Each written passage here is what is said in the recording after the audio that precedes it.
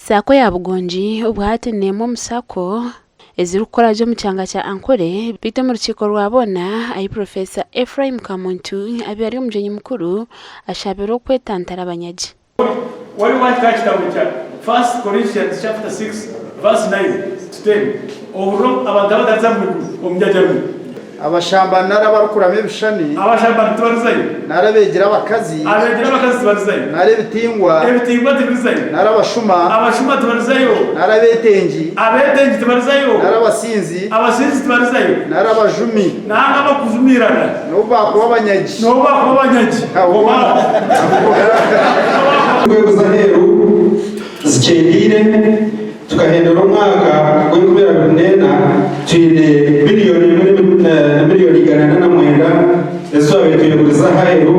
kongo umwaka w'ikubera bineta twitwasigaza miliyoni 22 ezo tuyeguriza haheru so oreba percentage negative ya 65% external loan icendire. Chairman wa boda bwa Bugonji Sako Ronald Tumusime yanjire ntunguka ayibashiroho nahiboresherije mwakogo ibindi byekozere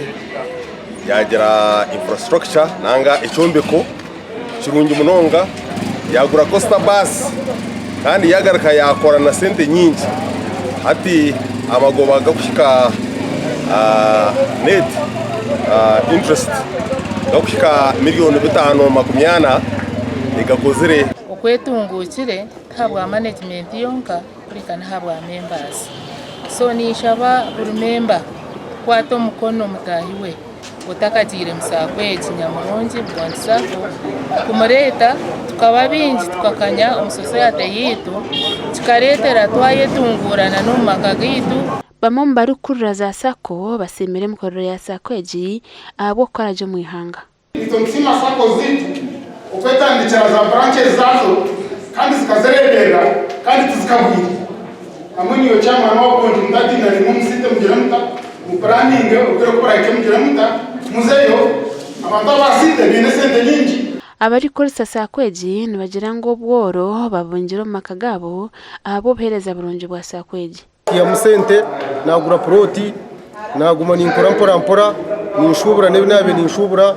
nayombeka umurimba rasite hati nyine mu amaju hamwe n'amaduka go kwihamu entasiyo kufika miliyoni 2 kwezi eco ni kimwe mbikoreka ikisako eretire twaba gasha kwa Sheikh Abdulatif.